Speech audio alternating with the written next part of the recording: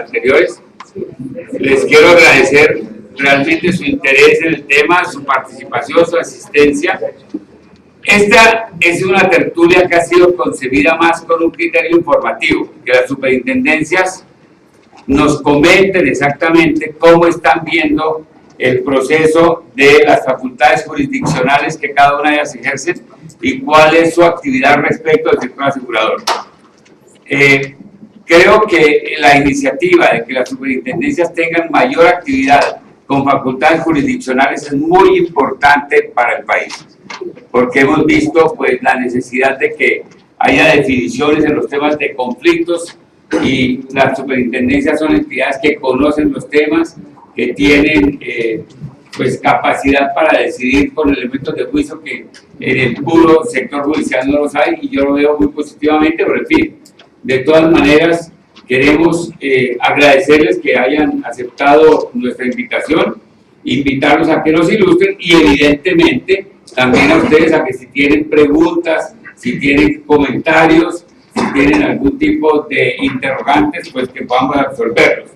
Nos acompañan hoy para esta tertulia la doctora Claudia Patricia Grillo y el doctor Adolfo León Valencia Sánchez. La doctora Grillo es abogada de la Universidad de los Andes, especialista en Derecho Constitucional de la misma universidad. Se ha desempeñado como jefe de investigaciones de la Superintendencia de Cambios, subgerente jurídica del Banco Granahorrar en Bogotá, asesora y consultora independiente, docente universitaria, asesora procesal del Departamento Jurídico del Banco de la República, subdirectora de representación judicial de la Superintendencia Financiera de Colombia, y actualmente se desempeña como superintendiente delegada para funciones jurisdiccionales de la misma superintendencia. El doctor Varela es abogado egresado de la Universidad Católica de Colombia, es el doctor Adolfo León Varela Sánchez, como les decía, abogado egresado de la Universidad Católica de Colombia, especializado en propiedad industrial, derechos de autor y nueva tecnología, en derecho de la competencia y consumo en la Universidad Externado de Colombia. Ha desempeñado varios cargos en el ramo judicial del poder público, entre ellos juez 45 Penal Municipal de Bogotá, juez segundo penal del Circuito Especializado de Bogotá y abogado asesor del Tribunal Superior de Bogotá y el Tribunal Nacional. Desde el año 2000 se encuentra vinculado a la Superintendencia de Industria y Comercio, en donde se desempeña como coordinador del Grupo de Trabajo de Telecomunicaciones, director de Protección al Consumidor, superintendente delegado para la protección del consumidor y metodología, encargado, superintendente delegado para control y verificación de reglamentos tecnológicos y metodología legal, también encargado. En la actualidad es superintendente delegado para asuntos jurisdiccionales. Quiero agradecer de nuevo a las doctores Grillo y Sánchez por su amable presencia, y Varela Sánchez por su amable presencia en el día de hoy. Y le cedo la palabra, creo que entonces en primer lugar, a la doctora Grillo. Muchas gracias. Bueno, pues primero que todo, agradecerles esta invitación que nos hace tan cordial de poder compartir con ustedes las nuevas funciones jurisdiccionales de la Superintendencia Financiera de Colombia. Yo creo que como parte, porque por eso les puedo ver un poco más y compartir con ustedes de verdad esta gestión que ya va a cumplir 8 meses de estar funcionando a raíz de la entrada en vigencia de la Ley 1480 del 2011. Bueno, vamos a desarrollar un poco esta temática. Como ya lo dijo el doctor Botero, es una exposición muy informativa, muy ilustrativa de lo que estamos haciendo y cómo estamos funcionando. Y para concluir finalmente con cómo se ha comportado las funciones jurisdiccionales en materia del sector asegurador. Vamos en primer lugar a ver un poco los mecanismos de protección al consumidor, dónde se ubican las funciones jurisdiccionales, cuál es exactamente la competencia de la superintendencia financiera, cuál es el procedimiento que en materia de acción de protección al consumidor se adelanta ante la delegatura y cuál es la estructura de la nueva área, cómo vamos o estamos cubriendo el tema de la cobertura nacional y qué actuaciones, especialmente en materia del sector asegurador, se han realizado hasta la fecha. Bueno, en primer lugar, ¿cuáles son los mecanismos legales de protección al consumidor? Y de aquí en adelante creo que les voy a hablar sobre el consumidor financiero. Ya el doctor Valero tendrá la oportunidad de hablarles un poco más del consumidor en términos generales. Nosotros en principio nos vamos a concentrar en lo que es el consumidor financiero y la definición que del consumidor financiero está en la ley 1328 del 2009. ¿Cuáles son esos mecanismos de protección? Entonces están en este momento los centros de conciliación y arbitraje, en el marco del autorregulado del mercado de valores, la jurisdicción ordinaria a partir de todas las acciones de protección o de las que surjan de los contratos de compraventa, pero especialmente también la acción de protección al consumidor financiero, al consumidor, el defensor del consumidor financiero, quien cumple funciones de conciliador y que frente a algunas entidades financieras tiene resulta obligatorio el concepto que este defensor del consumidor profiere. Ya conocemos que igualmente está en trámite una ley que permitiría que las decisiones del defensor del consumidor financiero sean obligatorias siempre que el consumidor financiero así lo acepte. Y ya creo que cursó trámite de segundo debate y fue aprobado en segundo debate. Y finalmente están las facultades jurisdiccionales de la Superintendencia Financiera de Colombia. ¿Cuál es el origen de estas funciones jurisdiccionales? Creo que nos comentaba el doctor Botero que todos los que estamos aquí somos abogados. En consecuencia, pues ya conocemos que la función jurisdiccional deviene del artículo 116 de la Constitución de una manera muy excepcional, que permite a las autoridades administrativas ejercer funciones jurisdiccionales para que a través de estas funciones fallen controversias con todas las facultades de un juez. ¿Cuáles son entonces las acciones de que conoce la superintendencia y especialmente la delegatura para funciones jurisdiccionales? En este caso las tenemos ubicadas en dos normas diferentes.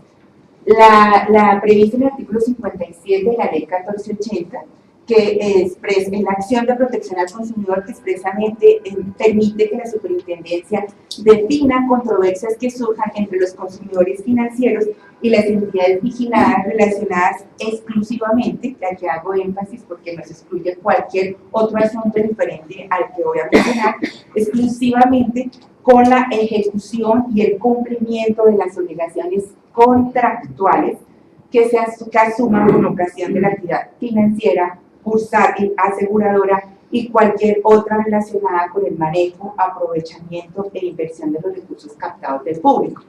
Es decir, que todo lo que no tenga que ver con una controversia contractual no será de conocimiento de la delegatura. Entonces, y se excluyen adicionalmente todo lo que tiene que ver con procesos ejecutivos, con procesos penales, con reconocimiento con definición de controversias laborales. Esta acción de protección al consumidor que establece expresamente la ley 1480 viene a sumarse a las acciones que ya venía conociendo la Subdirección de Representación Judicial y Funciones Jurisdiccionales de la Superintendencia Financiera a partir de la fusión de la Superintendencia de Valores y la Superintendencia Bancaria.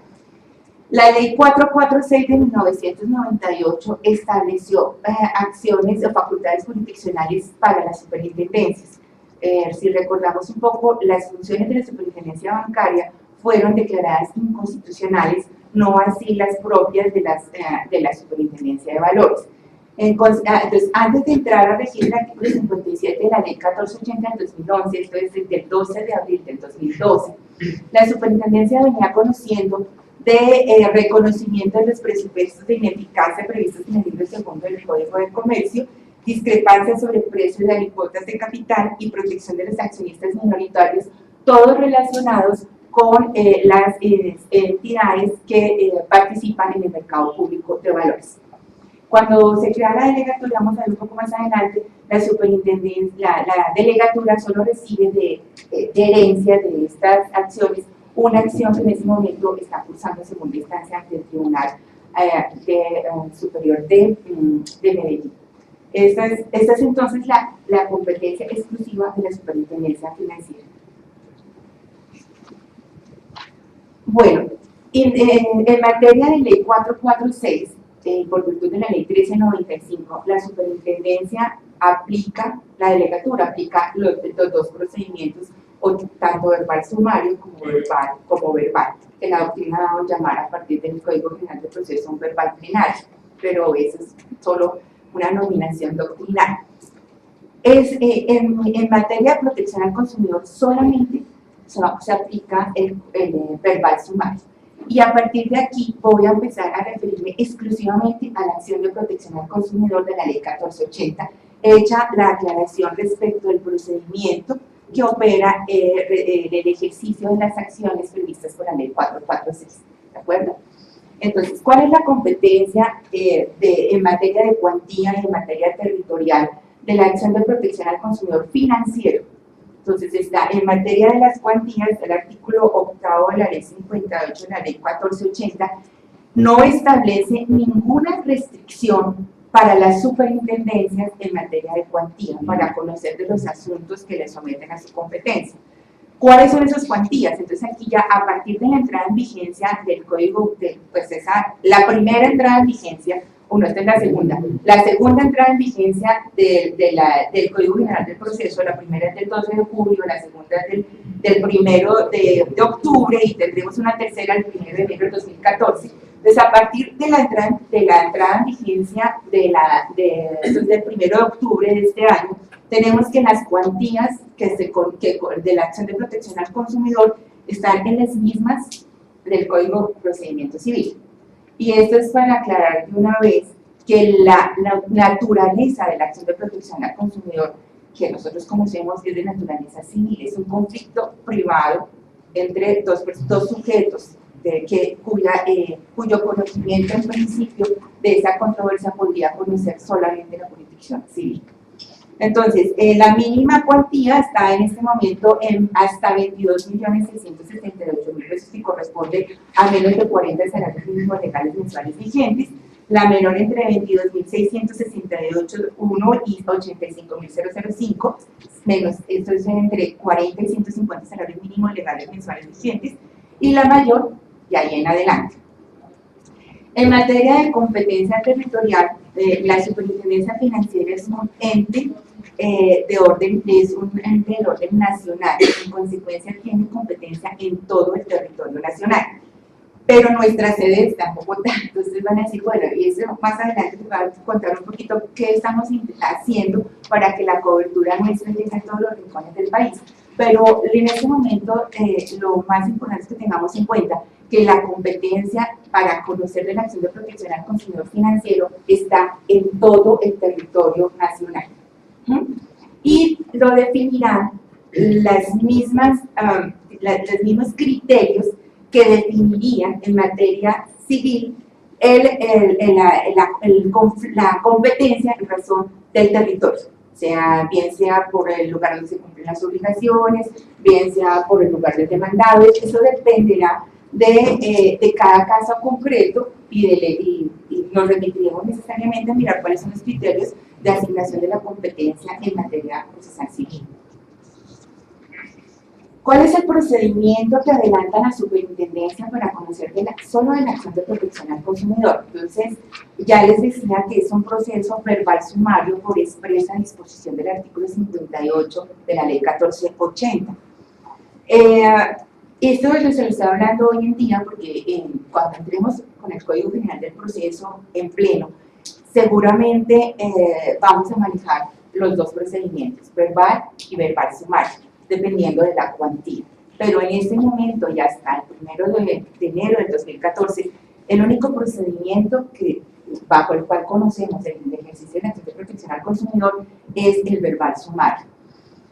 A ese proceso verbal sumario del 434 exigentes del Código de Procedimiento Civil, que se le aplican todas las normas generales del Código de Procedimiento Civil en cuanto a notificaciones, aplicamos 315 a 320, ya dependiendo del tipo de notificación. La audiencia que se adelanta es la del 439, que remite al 432, y el 432 nos manda al 101 del Código de Procedimiento Civil.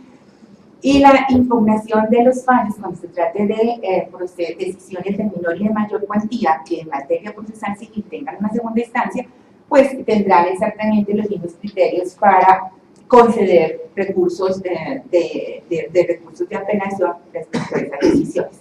Esa es la norma general, pero el artículo 58 ha previsto ha previsto unas situaciones especiales en relación con ese procedimiento verbal sumario que vamos a ver en un momento. ¿Cuál es el procedimiento verbal sumario? El procedimiento verbal sumario que adelantamos es el procedimiento que en este momento está en el Código de Procedimiento Civil. Yo creo que ustedes ya lo recuerdan, y creo que pasaremos un poco rápidamente. Se recibe una demanda, entonces aquí es claro tener en cuenta que cuando la superintendencia llega un consumidor financiero y presenta un escrito, ese escrito puede tener dos destinos, o dependiendo de su contenido puede ir al área de supervisión y en ese caso pasaría a la Dirección de Protección al Consumidor y queda radicado como una queja, o si se trata de, si viene dirigido a la delegatura, o si tienen pretensiones indemnizatorias o sí, de un reconocimiento patrimonial, podrían eventualmente llegar a la delegatura, aunque esté nominado como derecho petición o como queja, ¿sí? Pero debe contener los requisitos de una demanda. Entonces ahí sí nos vamos al artículo 436 del Código de Procedimiento Civil para saber si habla de pretensiones, si nos describe los hechos, si trae el juramento estimatorio del artículo 206 del Código de Procedimiento Civil, sí, y adicionalmente, en una situación concreta que vamos a ver ahorita, el requisito de la reclamación directa que debe hacer el consumidor financiero ante la entidad vigilada respecto de quien presenta la demanda. Entonces, si la demanda no tiene esos requisitos, nosotros la estamos inadmitiendo y le estamos concediendo el término de los 5 días para que subsane. Una vez sanado, ya admitida la demanda, le vamos a notificar, se notifica por 315 a 320, ya lo vimos. La demanda en los procesos verbales sumarios, pues no hay lugar al trámite de excepciones previas. No es que no haya excepciones previas, pues que no hay lugar al trámite de excepciones previas y eventualmente, como aparece en el verbal sumario, las excepciones deberán presentarse como razón de un recurso de reposición. Si se presentan excepciones de mérito, se corre el traslado para que la parte demandante solicite las pruebas que considere y inmediatamente se fija fecha para la audiencia del 439.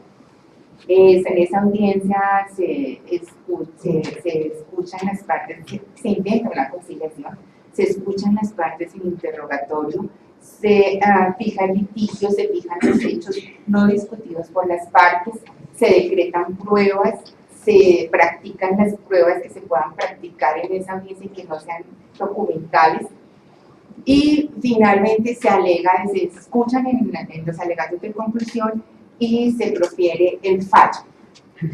En este momento la superintendencia, a pesar de la oralidad que ya ha venido pues incrementándose, la superintendencia hasta ahora estamos haciendo pues, todo el trámite de adecuación de todos los trámites administrativos para tener nuestra sala de audiencia adecuada con todos los sistemas de videograbación. Entonces en este momento estamos digitalizando, pero esperamos que en mediados de diciembre ya tengamos nuestra sala de videograbación. En eso vemos, ya fuimos y conocimos los recintos de la silla y es una envidia sana la que se siente por estos lados, por estos lados. Pero esperamos que a mediados de diciembre de verdad ya podamos estar grabando nuestras audiencias. Proferido el fallo, dependiendo del lugar que hayamos ocupado como jueces, o sea, si en la controversia de nosotros se hubiera podido resolver por un juez civil municipal y nosotros ocuparíamos el lugar del civil municipal. Si la controversia en razón de la situación de competencias debió haber sido conocida por un juez del circuito eventualmente, nosotros entraremos a ocupar el lugar del circuito. Eso para decirles que las impugnaciones de las decisiones que toma la delegatura irían de acuerdo con el lugar que ocupemos frente a ese conflicto.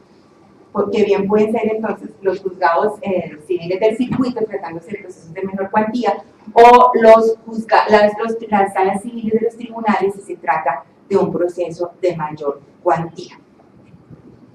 Bueno, en el proceso verbal sumario no se hagan visibles ni la reforma a la demanda, ni la reconvención, ni la acumulación, ni los incidentes, y no hay suspensión del proceso. Y aquí están los requisitos que les decía que son propios del ejercicio de la acción de protección al consumidor, y los trae el artículo 58 de la ley 1480, que es la reclamación directa ante la entidad vigilada. Esa reclamación puede hacerse por escrito o puede hacerse verbalmente. La respuesta de la entidad vigilada, cuando la entidad vigilada, cuando se ha hecho la reclamación, han pasado 15 días y la entidad vigilada no ha dado respuesta, ya se puede ejercer la acción, y así lo debe manifestar el que no haber recibido la respuesta es una manifestación que puede hacer el consumidor financiero en su demanda, y nosotros lo tendremos como el que ejercido ese requisito, cumplido ese requisito de reclamación directa. Y el juramento estimatorio, que como les digo, ya el Código General del Proceso, aunque venía de la 1395, ya el Código General del Proceso en su artículo 206 es una norma que está rigiendo plenamente, y entonces en todas las demandas civiles que sean demandas declarativas y indemnizatorias, o sea, de reconocimiento de dinero, se tiene que manifestar cuánto vale cada pretensión. Y así en caso de que no, pues estas, aquí este no está, ven tranquila que este no está libre. Yo tengo otra acá, está libre. Entonces, ese juramento estimatorio tiene unos efectos procesales posteriores, ¿sí? Que son los mismos que serían para el procedimiento civil y que están expresamente establecidos en el artículo 206, sin perjuicio de que el juez obviamente tiene una libertad para, de acuerdo con la libertad probatoria y de acuerdo con los criterios de la sana crítica, para, eso es solamente un medio probatorio, pero igual el juez puede encontrar que esa cuantía de perjuicios eventualmente puedan ser diferente a la que se ha juramentado en la demanda. Bueno, ¿cuándo ejercer la acción? La acción dice en el artículo 58 que debe ejercerse a más tardar al año siguiente a la terminación del contrato. Y esto es importante porque eso es lo que está estableciendo el límite temporal a la alegatura.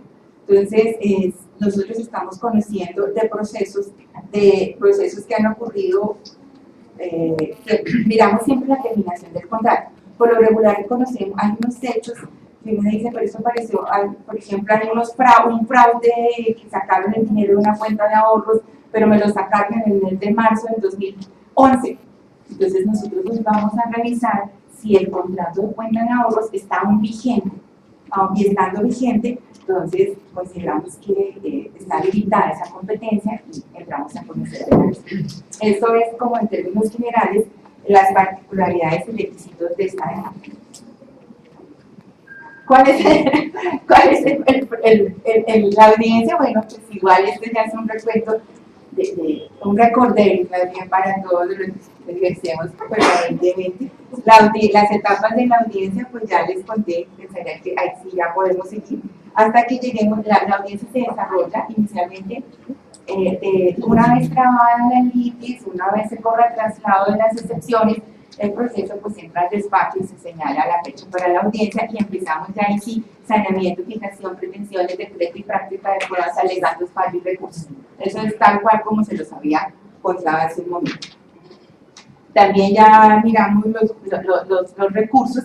Es importante anotar que el ejercicio de la acción de protección al consumidor financiero es un ejercicio facultativo, es optativo del consumidor. El consumidor puede acudir a la jurisdicción ordinaria y en ese caso la competencia de la superintendencia financiera siempre será prevención para ejercer este tipo de acciones de protección al consumidor.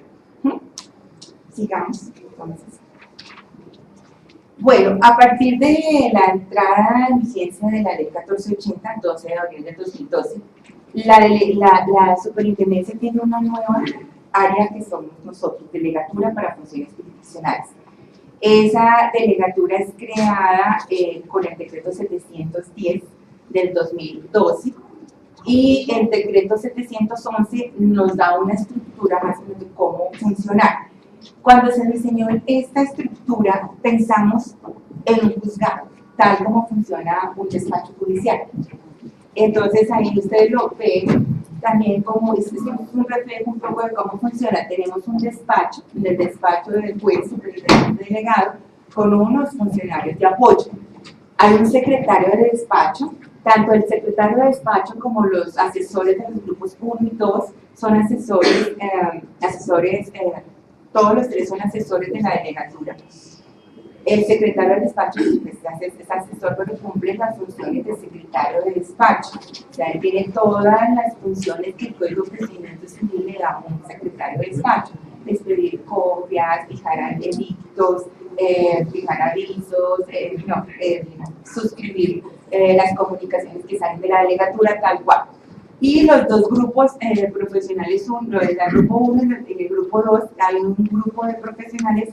De acuerdo con el decreto, la delegatura tiene una planta de 24 y somos 25 personas que en este momento no estamos completas, porque eso dependerá del volumen y de las exigencias y los requerimientos que se nos vayan demandando. En este momento somos 16 funcionarios que estamos trabajando en la delegatura. Y los grupos 1 y 2 son los encargados de sustanciar todas las providencias y de preparar, junto con el despacho, el desarrollo de las audiencias. Bueno, ¿por qué un consumidor podría ejercer la acción o acudir al ejercicio de acciones de la delegatura? Pues, primero, no requiere abogado, salvo que se trata de procesos de mínima cuantía, y en hay que aclarar que el artículo 58 no exigía abogado para el ejercicio de la acción bajo ninguna cuantía. O sea, en cualquier caso, el consumidor financiero podía directamente accionar frente a la delegatura. En este momento, y a partir de la entrada, de la primera entrada en vigencia, las primeras normas del Código General del Proceso que entraron en vigencia en julio, esa parte del artículo 58 quedó expresamente derogada. Y dentro del artículo 24 del Código General del Proceso, que nos establece las funciones jurisdiccionales de las superintendencias, y en ese sentido se aplican las normas del Código de Procedimiento Civil. En consecuencia, no pueden actuar sino en causa propia, sino en procesos de mínima cuantía, que ya sabemos que son de 22 millones de pesos. El trámite es un proceso sumario de actos propio del proceso verbal sumario, de así se quiso desde, si ustedes revisan un poco los antecedentes de la ley 1480, y en eso el doctor Valero nos creo que tiene todo el historial completísimo. Lo que se quiso con la acción de protección al consumidor precisamente, y de asignarle el proceso verbal sumario, que era el más ágil de los procedimientos en el todo procesal civil, era precisamente que la resolución de las controversias fuera rápida, que el consumidor no tuviera que esperar unos procesos larguísimos y con unas pruebas larguísimas para poder definir su situación. Entonces, esa es parte de la ventaja de acudir al ejercicio de la acción frente a las superintendencias. Y finalmente, pues se tiene un juez especializado para la resolución de las controversias. En este caso, pues frente a todas las entidades generales de la superintendencia, en el área de la financiera, y la aseguradora. Y se me escapa una, pero no sé.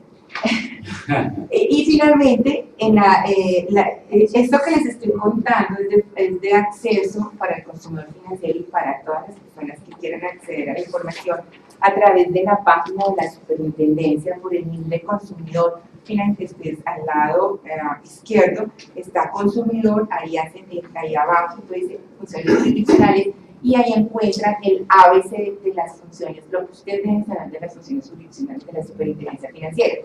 Es un documento que hemos subido y que pretendemos que sea un documento sencillo, un documento de fácil acceso a la comprensión del consumidor financiero.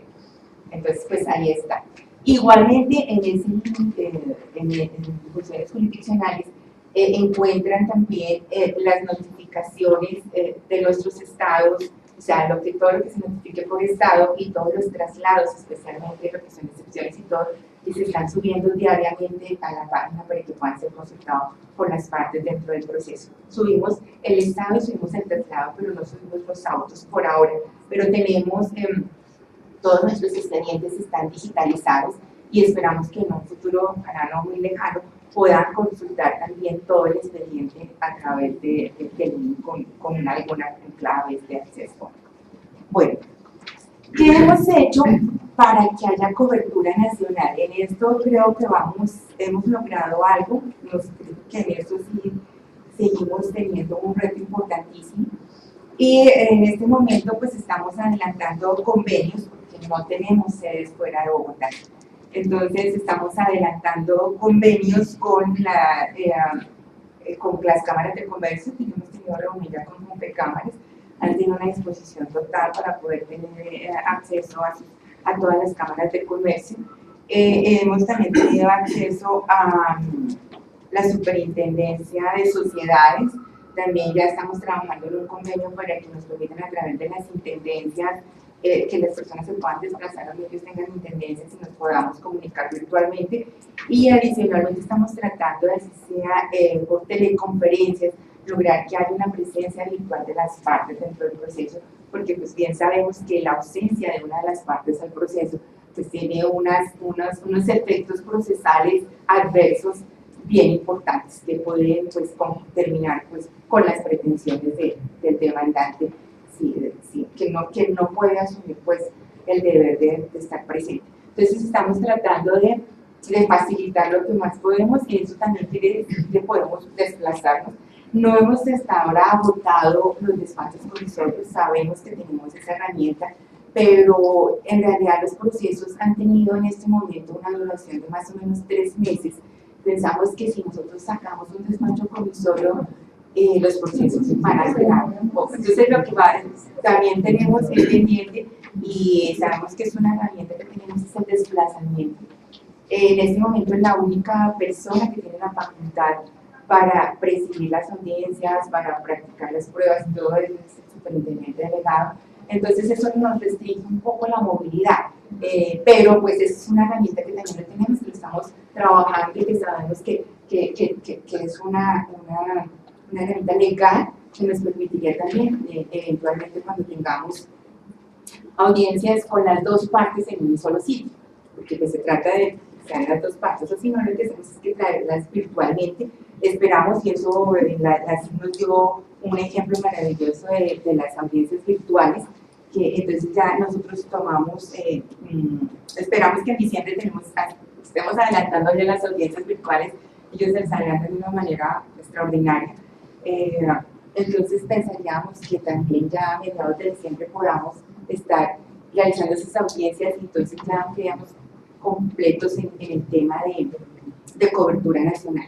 Pero en este momento estamos recibiendo demandas por correo electrónico, estamos informando también por correo electrónico respecto de los autos que se están profiriendo. Estamos tratando de que el consumidor financiero tenga un acceso al expediente, aunque esté lejos, y se lo estamos facilitando por correo electrónico. Pues estamos llamando para aportarles eventualmente, confirmarles si va a venir, si no se le olvide que tiene su audiencia. O sea, estamos tratando de que no esté alejado y que sea consciente de que está asumiendo una carga procesal, porque es algo que la delegatura ha insistido mucho, porque toda la superintendencia, y es que las personas cuando acuden a una autoridad administrativa van en principio buscando que oficiosamente se hagan las investigaciones y se impongan las sanciones.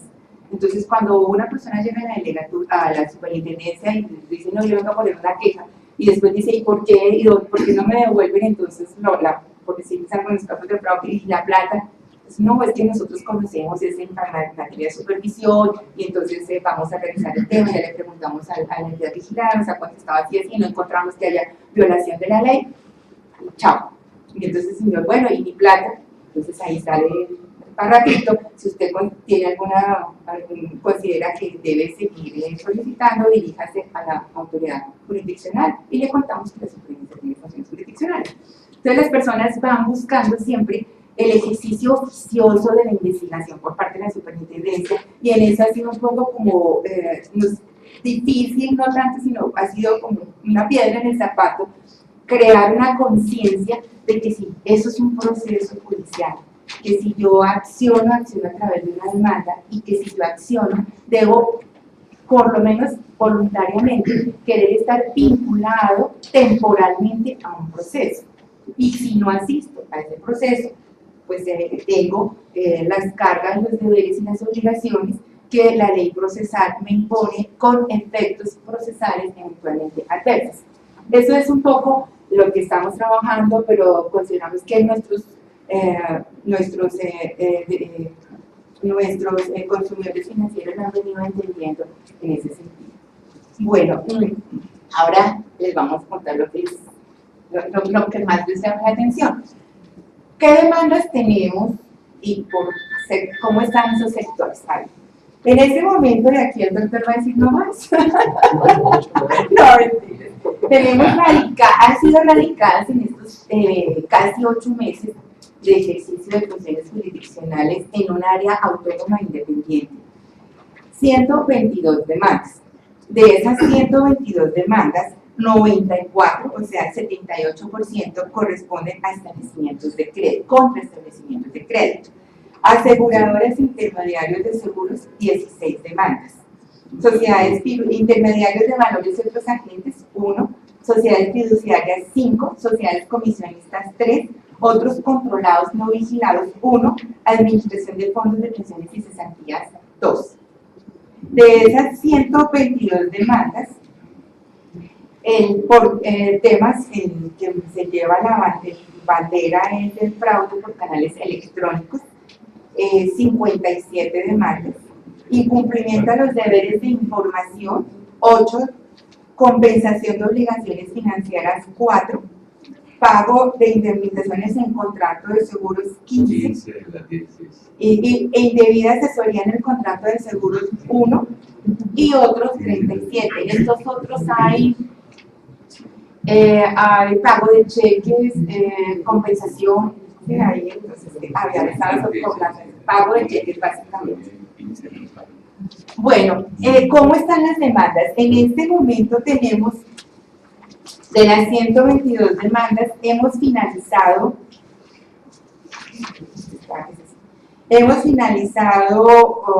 seguir activas 60, o sea que hemos finalizado 62 demandas. Se han finalizado por conciliación 13, desistidas 6, finalizadas con fallo definitivo 10, y otros que son de nulidades por falta de competencia, rechazo por no haberse subsanado en tiempo, 33 demandas. Desde los 8 meses nos han sido presentadas, desde abril que iniciamos con 2 demandas, en el mes de agosto subimos a 35 demandas, y ya en lo que va de noviembre llevamos 5. Ustedes ahí ya pueden ver cómo se ha venido comportando el ejercicio de la acción de protección al consumidor. Y aquí también hay ley 446. Aquí ya nos han presentado demandas por ineficacia de decisiones de asamblea. Tenemos demandas por protección a accionista minoritario. De las demandas presentadas, de las 16 demandas del sector seguros, solamente están activas 6. Se ha conciliado una, se ha fallado una, es un fallo condenatorio antes de que me pregunten. Una terminó con nulidad, una declaratoria de nulidad, y han sido rechazadas 7. Esos rechazos también son, desde el laudo admisorio, también son por falta de competencia. En materia de seguros hemos observado que el tema de caducidad es bien importante para nosotros, porque como aquí, por la ocurrencia del siniestro, uno puede determinar fácilmente cuándo termina el contrato de seguro. Lo que no ocurre en los casos del fraude, cuando siguen vigentes las cuentas, o cuando no ocurre, por ejemplo, en los casos de un crédito, que si tuvieron dificultades en cualquier etapa y está todavía vigente el crédito, pues lo puede conocer. Aquí no. Entonces, nosotros hemos observado que frente a los rechazos de las demandas en materia de seguros, la caducidad, o sea, que se han ejercido un año después de ocurrido el siniestro, o básicamente hemos tenido que rechazar las demandas similares. Algunas, por lo regular, pues hemos considerado que el ejercicio de la acción de protección al consumidor no deja por fuera la acción que surge, la acción ordinaria que surge del contrato de seguro. Y en esa medida, si bien hemos rechazado por caducidad de la acción, hemos ordenado remitirla al juez civil del circuito municipal que consideramos competente para que siga conociendo, para que conozca de la acción ordinaria correspondiente. Entonces nosotros rechazamos la acción de protección al consumidor, ¿sí? Pero consideramos que la acción de protección al consumidor no va ni en contra mía, ni es opuesta al ejercicio de la acción de protección. Bueno, ¿qué tipo de seguros tenemos demandados? Pues tenemos, por daños tenemos 6 demandas, básicamente es daño de hurto de vehículos, y por el seguro de vida, seguro de personas tenemos 10 demandas, y tendremos, entre esas está uno de salud, y básicamente todos los demás. Aquí nos falta, y lo metimos como de vida, el que en el cuadro anterior ustedes vieron como de indebida asesoría en el contrato de seguros. Son personas que consideran que tienen la conciencia de haber suscrito un contrato de seguros y en el momento en que van a pedir, pues, esto es un seguro con reembolso, le dicen, no es que usted no firmó ese, sino firmó fue otro. Entonces, ese es el que tenemos ahí de la indebida asesoría. Esto es lo que teníamos para contar cómo funcionamos y todo. Muchas gracias. ¿Esa indebida asesoría es contra un intermediario o contra una compañía de seguros? Contra una compañía de seguros. ¿Tiene información? ¿Tiene información? Sí, señor. Gracias, doctora. Dos preguntas. La primera, como quiera que entre los requisitos formales terminan de la demanda, de que haberse hecho el reclamo y la aseguradora debe haber contestado, entonces no se exige el requisito de plausibilidad de los demás procesos que se le de los ordinarios. O sea, eso prácticamente viene a alcanzar el requisito de plausibilidad. Claro. En materia de acción de es que no olvidemos que la acción de protección al consumidor está dentro del Estatuto del Consumidor y uno de sus principios básicos es que las normas se interpretan en favor del consumidor. Y no, si no hay requisito de procedibilidad, así lo hemos entendido, estamos solamente en el único requisito de procedibilidad. No hay conciliación como previa como requisito de procedibilidad, hay reclamación previa. Y esa reclamación puede surtirse también ante el defensor del consumidor financiero. Bueno, esa es la primera pregunta. La segunda, me parece que es obvia, pero para mí constituye.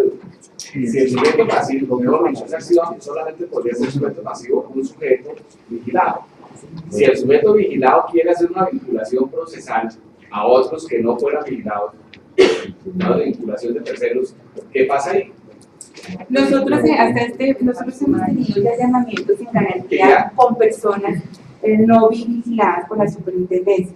Bueno, no vigiladas en toda la actividad por la superintendencia, porque ustedes saben que la superintendencia ya le han ido asignando funciones de vigilancia sobre algunas actividades de entidades que no son vigiladas. Por ejemplo, en el caso del PILA, del pago de la planilla y las agencias de seguro cuando compran los requisitos, las agencias de seguro no. No. Bueno, otros cuando compran los requisitos de las agencias de seguros. Pero nosotros,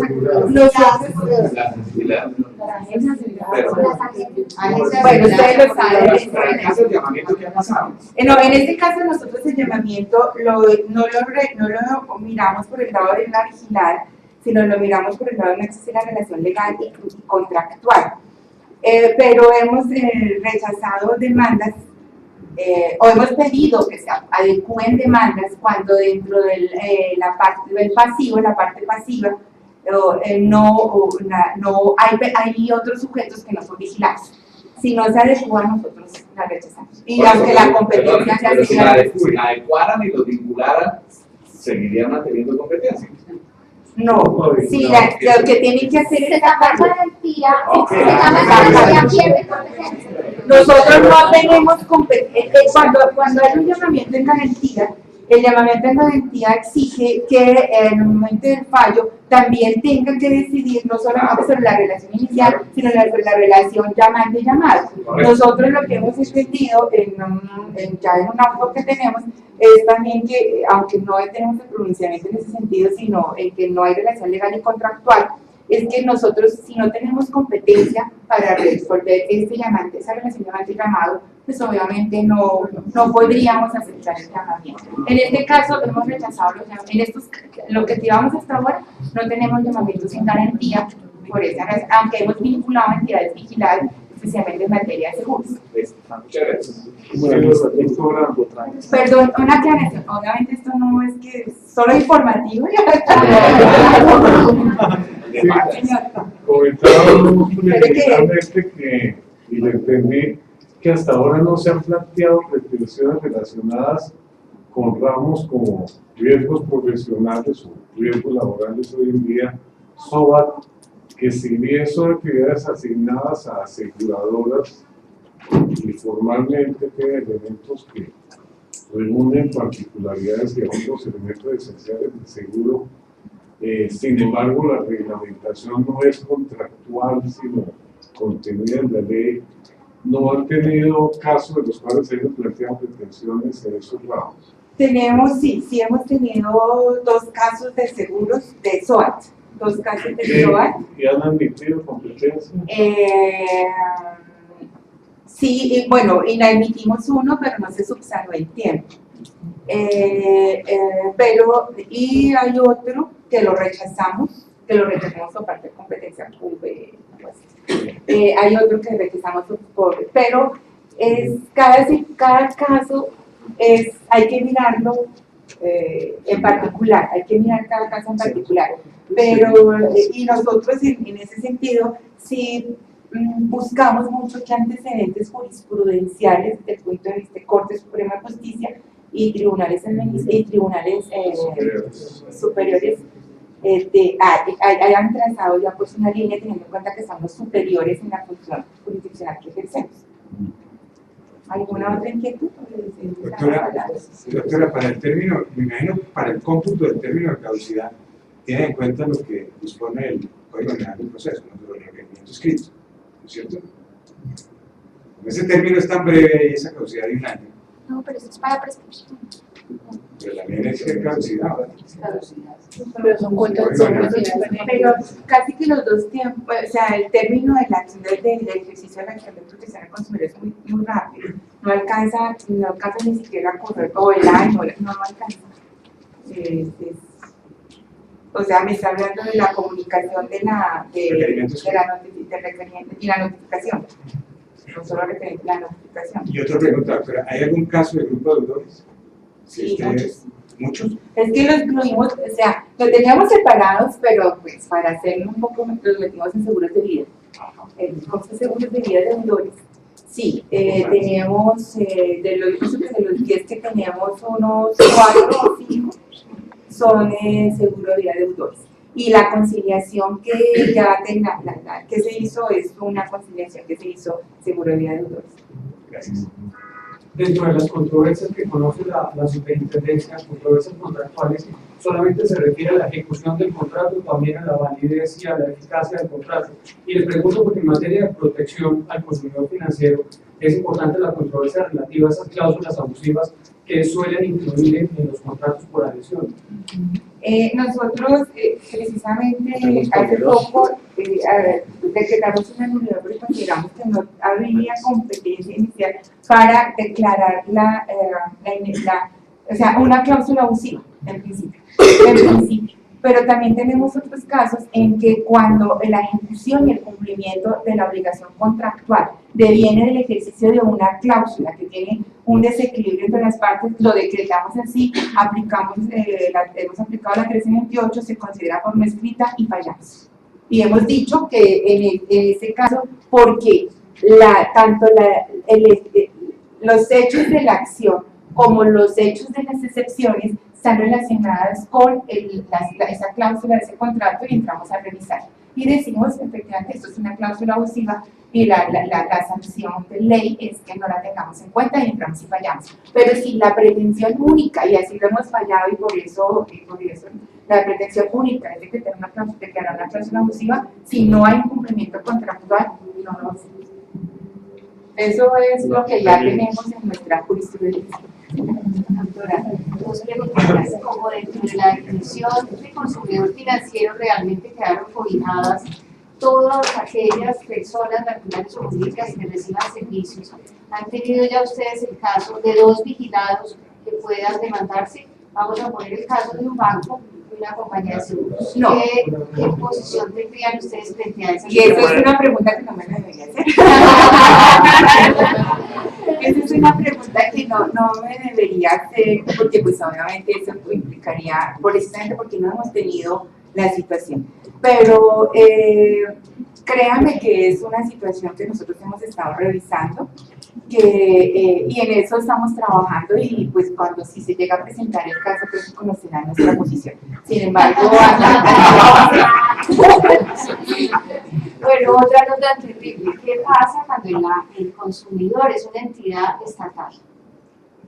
Igual está recibiendo un servicio de una entidad financiera o aseguradora, pero usted nos ha aclarado que únicamente se eliminarán aquí las controversias propias de lo que sería la jurisdicción civil.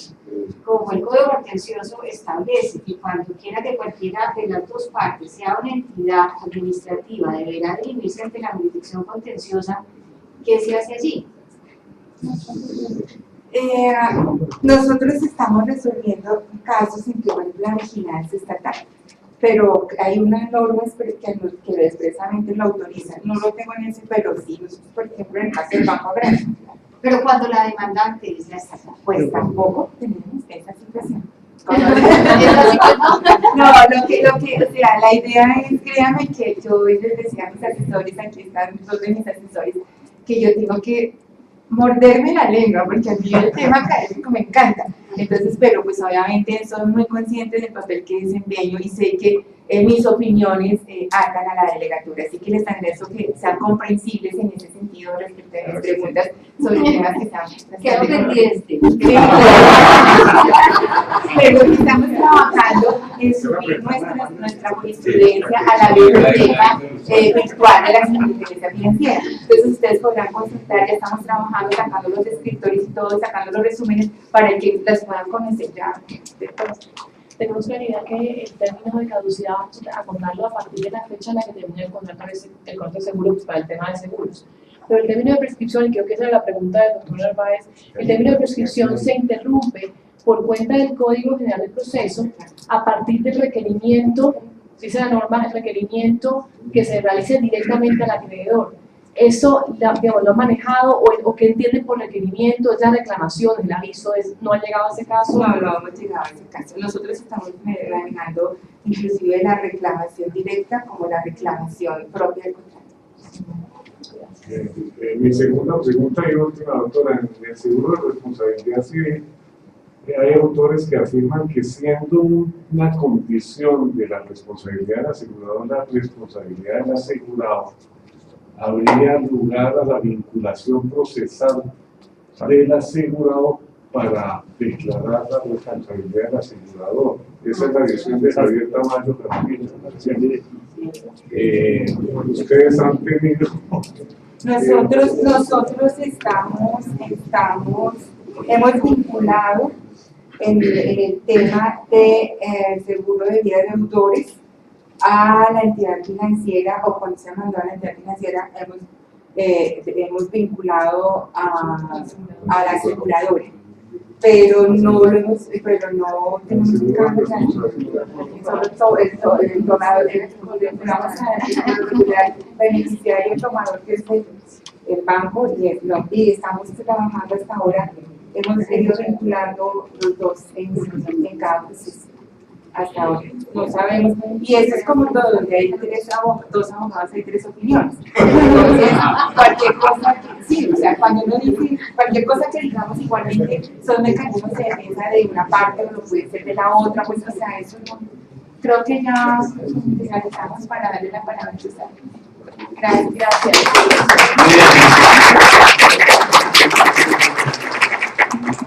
Si podemos apagar porque me siento como en un teatro. Muchas gracias, doctora Claudia. El ejercicio de caballerosidad me sirvió por partida doble, porque la doctora Claudia abordó la mayoría de los temas procesales, y en tanto que el procedimiento es el mismo, pues yo voy a tratar de hacer un planteamiento general de lo que es el ejercicio de facultades jurisdiccionales en la superintendencia. Les voy a contar un poco del tema histórico, voy a referirme un poco a datos concretos, y luego me parece más interesante que dediquemos un tiempo considerable al ejercicio de preguntas y respuestas. Como es un escenario académico, y en tanto que no me planteen preguntas relacionadas con casos particulares, yo puedo contestar, pienso que ese ejercicio académico nos va a resultar más útil, sobre todo porque ustedes ya tuvieron un contacto directo con la delegada jurisdiccional que se encarga puntualmente de los temas de ustedes en la actualidad. Entonces pienso que conmigo van a actuar más como consumidores desprevenidos, aunque yo sentí por ahí que había un consumidor de las cláusulas abusivas, actuó como consumidor puro preguntando, pero quiero que se sientan en libertad de hacer ese tipo de consultas. La Superintendencia de Industria y Comercio es una entidad muy exótica, porque a diferencia de lo que suele suceder con una superintendencia, tiene un esquema funcional tripartito.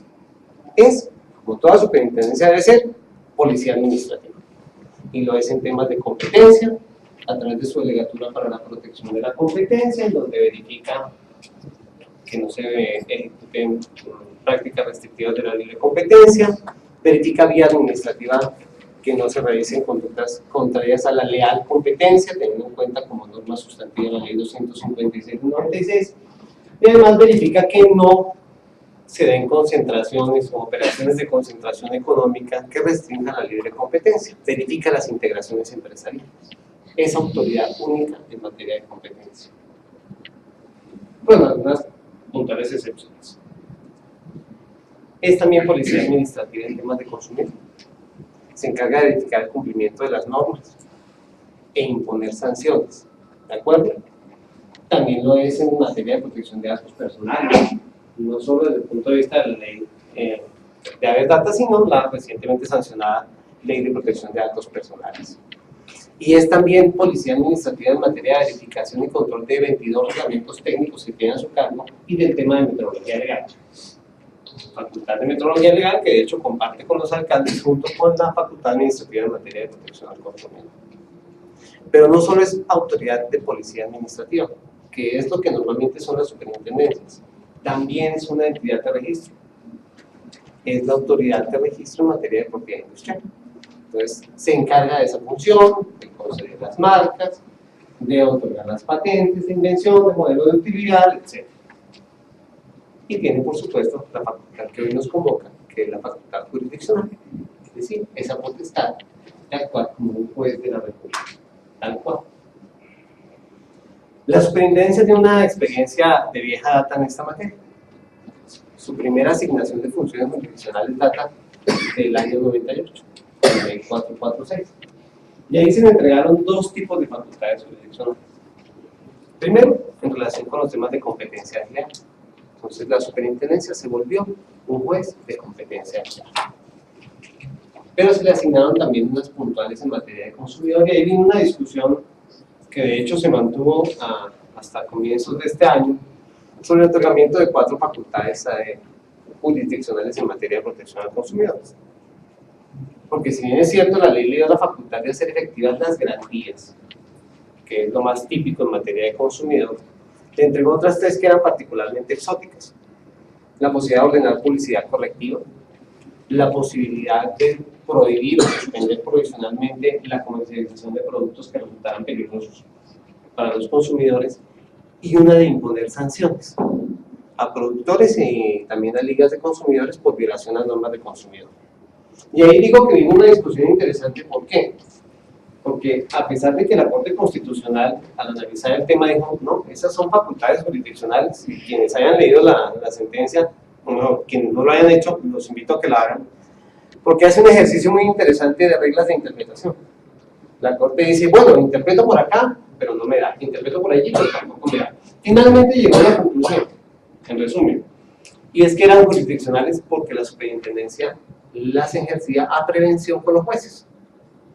Y ahí la tesis sonaba de lo más consistente del mundo, si no fuera por el hecho de que de esas 4 facultades, 3 no las tenían los jueces, que eran la de la policía correctiva, la de la suspensión preventiva de comercialización de algunos productos peligrosos y la de las sanciones.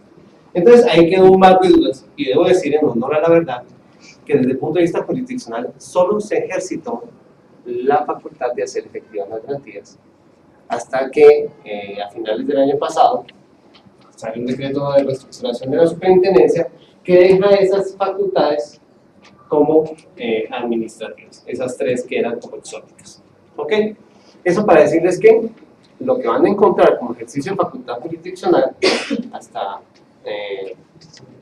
la expedición de la Ley 1480 y 2 meses después está relacionado exclusivamente con hacer efectiva una garantía. Cosa distinta es cómo se interpreta el concepto de la garantía, y eso dependerá también de cómo veamos los conceptos de calidad y de idoneidad. Hoy de calidad, idoneidad y seguridad. ¿Ok? ¿Qué sucede luego? Ley 1480, Estatuto del Consumidor. El Estatuto del Consumidor vuelve a hablar de facultades jurisdiccionales y le entrega unas a la Superintendencia Financiera, que la doctora Claudia ya explicó suficientemente, y le entrega otras a la Superintendencia de Industria y Comercio. Pero básicamente, las que le entrega la Superintendencia de Industria y Comercio, o la que le entrega, es la de tramitar la acción de protección al consumidor. Y aquí el legislador tiene un acierto importante, es que amplía el espectro de la acción de protección al consumidor. Y lo sitúa básicamente para 5 hipótesis concretas. ¿Qué dice el legislador? ¿Cuándo procede la acción de protección al consumidor? Cuando quiera que surja una controversia entre un consumidor y un productor o proveedor derivada de 5 posibilidades. La primera, vulneración de los derechos del consumidor a partir de la violación directa de cualquier norma de protección al consumidor, dentro o fuera del estatuto. Y si a mí me lo preguntan, ahí hubiera podido parar el legislador, porque eso nos marca todo. Entonces, si se viola una norma sustancial del estatuto, por ejemplo, se cobrara un interés por encima del límite legal, si se violara una norma del régimen de protección a usuarios de servicios de comunicaciones expedida por la Comisión de Regulación de Comunicaciones, si se violentara una disposición prevista en materia de salud para la protección de los usuarios de los servicios de salud, eso daría lugar perfectamente a la acción de protección al consumidor. Pero el legislador no paró, dijo, quiero ser enfático en 4 aspectos adicionales. El típico y tradicional, que es el de la efectividad de la garantía, de tal suerte que cuando el productor y proveedor se nieguen a hacer efectiva una garantía, el consumidor puede iniciar la acción de protección al consumidor. ¿Ok? Garantía que, por supuesto, presupone que haya un problema de calidad, de idoneidad o de seguridad. Otra posibilidad, que se desconozcan las normas sobre protección contractual. Y ahí venía, eso tiene relación con la pregunta que hacía el consumidor afligido con una cláusula abusiva. Y es cierto, si hay una cláusula que el consumidor considere que es abusiva, o si está incluida en el contrato alguna de esas que el estatuto ya prevé como prohibidas, pues el consumidor a través de la acción de protección al consumidor puede solicitar que esa cláusula se declare ineficaz por parte de la autoridad jurisdiccional, bien sea juez o superintendencia de industria y comercio. Pero entonces no solo es para la violación directa de normas, para la efectividad de la garantía, para los temas de protección contractual, sino que abrió el espectro en 2 temas que me parece que son muy importantes. Creó la posibilidad de que los consumidores busquen indemnización de perjuicios en 2 hipótesis claras. La primera, cuando el daño derive de publicidad o información engañosa. Y la segunda, cuando ese daño se cause en el marco de la prestación de servicios que suponen la entrega de un bien. El primero es más o menos claro, si a uno le dan información que no corresponde a la verdad, y a partir de esa información se le genera un perjuicio al consumidor, pues el consumidor puede buscar que ese perjuicio se resarza a través de la acción de protección del consumidor. La segunda, prestación de servicios que suponen la entrega de un bien. Yo siempre he dicho que eso suena, ya uno se lo aprende de memoria y suena bien, pero es bueno aclararlo. Ejemplos como lavanderías, lavado de vehículos, servicio técnico de electrodomésticos, instalación de servicios en un inmueble, en aquellos casos en los que el consumidor tenga que poner a disposición del productor o proveedor el bien para que preste el servicio. En esos casos, si hay alguna afectación, algún daño, el consumidor puede buscar que se indemnicen los perjuicios a partir de, o mejor, utilizando la acción de protección al consumidor. Hago énfasis en eso, ¿por qué? Porque son esas últimas dos hipótesis las únicas en las cuales el consumidor puede buscar que la superintendencia se pronuncie sobre los perjuicios. De tal suerte que en los otros escenarios no quiere decir que no haya perjuicios. En un tema de negativa a ser efectiva una garantía, perfectamente se le pueden causar perjuicios al consumidor. Sin embargo, la competencia de la superintendencia en el tema de los perjuicios allí está limitada y no podrá entrar a decidir sobre el particular. ¿Ok? Entonces el consumidor tendrá que acudir ante el juez ordinario. Hay un tema que es muy importante. Cuando le entrega el legislador la competencia jurisdiccional a la superintendencia, se la confía en todos los sectores de la economía. Echa una sola salvedad, el tema de la superintendencia financiera. Hoy en día, el ejercicio de la facultad jurisdiccional ya no deriva directamente del Estatuto del Consumidor. Desde el 12 de julio es el Código General del Proceso el que nos confiere esas facultades jurisdiccionales. Porque si bien es cierto, la redacción del Estatuto del Consumidor en esa parte no fue 100% afortunada, y quienes le hicieron seguimiento legislativo al tema, y yo se lo hice con mucha atención, entenderemos que ese otorgamiento de facultades jurisdiccionales a la superfinanciera no venía desde el comienzo del trámite legislativo. Aparece un poco después en el tiempo, y tal vez eso hace que, como suele pasar, queden algunas pequeñas inconsistencias en el otorgamiento de facultades. Entonces, ahí había alguna somoduría, hoy despejada por el Código General del Proceso. ¿En qué sentido? Que conoce la superintendencia financiera, que la doctora Claudia lo dejó perfectamente claro, y pues todo lo demás, pues es su superintendencia de industria y comercio. De tal suerte que cuando se trate de un servicio que no sea un servicio financiero, cuando se trate de un incentivo que no sea un servicio financiero, y yo siempre pongo un ejemplo que no tenga que ver con el sector asegurador para no entrar en envíos, pero si un banco decide que me entrega un televisor con mi CDT y luego el televisor no funciona, pues yo puedo ir al banco y decirle que me haga efectiva la garantía. Como yo sé que el banco van a reaccionar con sorpresa, asombro y un poco de risa, nada, decir al consumidor seguramente no, pero a ver, perdón. Primero, no manejamos televisores exclusivos. Y segundo, pues ala, te lo regalé. Yo regalado, no se me regala conmigo. Entonces, ¿qué va a suceder? ¿El consumidor qué tiene que hacer? Pues no puede acudir a la superintendencia financiera por el tema del incentivo, porque ese no es un servicio financiero. Y como el que participa en ese proceso de comercialización de bienes y servicios responde por la garantía también respecto de los incentivos, pues puede venir a la superintendencia de industria y comercio y allí se inicia el trámite de la acción de protección al consumidor. Todo dependerá, claro, de si el consumidor decide ir contra el banco o si decide ir contra el fabricante del televisor o contra los dos. ¿De acuerdo? Entonces, esto es muy importante. ¿Por qué? Porque las entidades vigiladas por la superintendencia financiera, no tanto en el sector asegurador como en otros, suelen prestar servicios que no son necesariamente servicios financieros. Y en esos casos, lo que escape al conocimiento de la superintendencia financiera queda en la canastica de competencia de la superintendencia de industria y comercio. Eso es lo que hace que, por suerte para mí, yo tenga contacto con quienes están en el sector financiero a través de los procesos. Pero aquí quiero hacer una precisión histórica que es importante. El Estatuto del Consumidor sí hace una precisión sobre la competencia de la superintendencia financiera y la de la SUC, la de la SIC. Pero antes de eso, teníamos unas facultades jurisdiccionales otorgadas sin limitación alguna frente al sector alguno de la economía. esa facultad de hacer efectiva la garantía que nos dio la ley 446 no tenía ninguna restricción para ciertos sectores de la economía. Lo que hizo el estatuto fue limitar esa competencia en el sistema financiero, pero antes la ley 446 nos la había entregado de manera amplia y generosa para todos los sectores de la economía. Y donde hay un servicio que se debe prestar con las condiciones de calidad y de idoneidad, si esas condiciones de calidad y de idoneidad fallaran, el consumidor está habilitado para solicitar que sea efectiva la garantía. Y si el proveedor del servicio no hace efectiva la garantía, el consumidor podría venir a la Superintendencia de Industria y Comercio y formular su acción jurisdiccional, sin importar cuál fuera el sector de la economía. De tal suerte que si una reclamación presentada antes del 12 de abril, por hechos obviamente ocurridos antes del 12 de abril, en contra de una entidad vigilada por la Superintendencia Financiera, incluso por un servicio financiero, la Superintendencia sí era competente. ¿De acuerdo? Eso es muy importante para que lo sepan.